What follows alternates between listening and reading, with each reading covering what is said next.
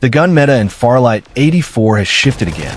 Some weapons got buffed, others got nerfed, and a few are now completely dominating the battlefield. Today, we're breaking down the ultimate gun tier list, starting from E tier all the way up to S tier, based on performance, versatility, and current patch strength. Before starting, I want to make sure that I will not rank the airdrop guns. So without further talk, let's get into it. E tier. Starting at the bottom in E tier, we have the Striker 12 shotgun. Even with a slight range buff, the Striker 12 still feels slow and clunky. Playing with shotguns in Farlight 84 is difficult, since it's a fast-paced game, and it loses to faster-firing guns in close-range fights, making it the weakest gun in the current meta. D tier. Moving up to D tier.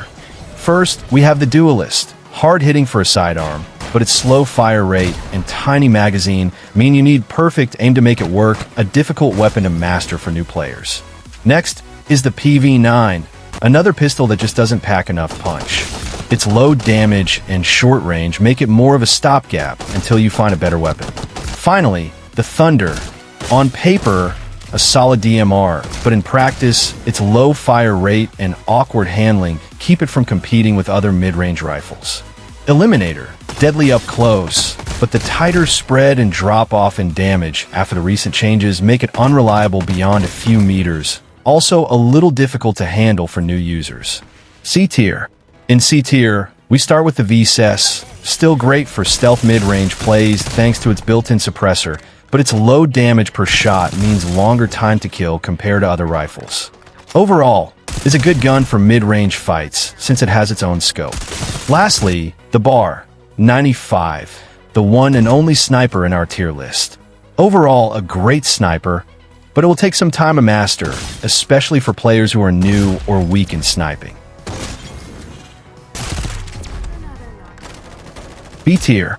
Now moving into B tier, we have the Predator, a burst rifle that got a magazine boost this patch, making it better for sustained fights without reloading too often. But its only drawback is that you'll have a tough time in close-range fights because of that burst fire.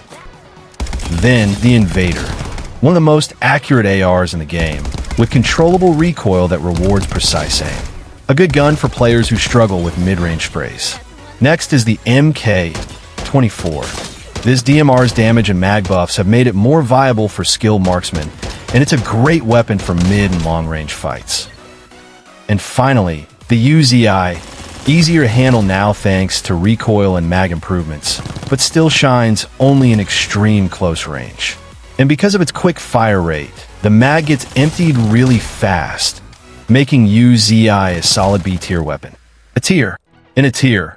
First is the Fanatic. Its rapid 4-shot burst can melt enemies instantly if you land your shots, making it dangerous in close quarters. And Fanatic is getting a lot of love after this new update, making it an A-tier weapon.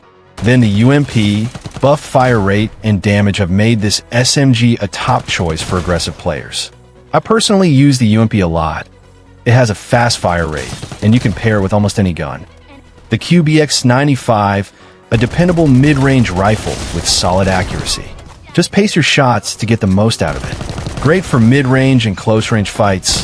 Plus, it's a new weapon added to the game, so it's well balanced. PDW-7, with a muzzle slot and a bigger magazine. It's now a great run-and-gun weapon for mobile players. If you don't want to use the UZI, you can go for the PDW-7. It's easy to control after the recoil reduction, so any player can use it. And the Fenrir 33, strong recoil control, higher damage, and improved mag size make it a powerful all-rounder AR. A great weapon to use, but with other ARs in S tier, Fenrir 33 holds a solid spot in a tier.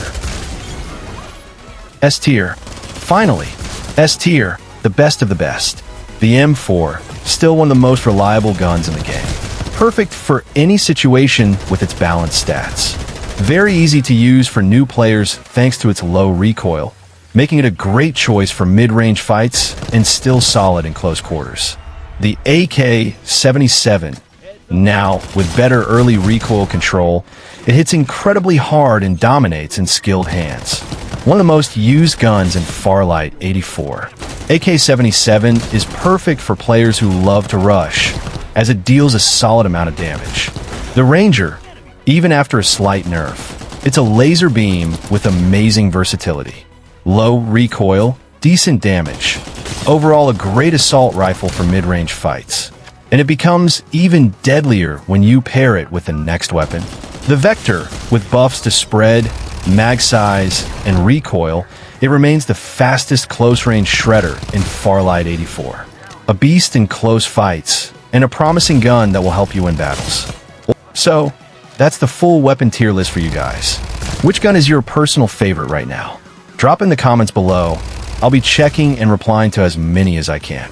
And as always, subscribe for more Farlight 84 guides, tips, and gameplay to stay ahead of the competition.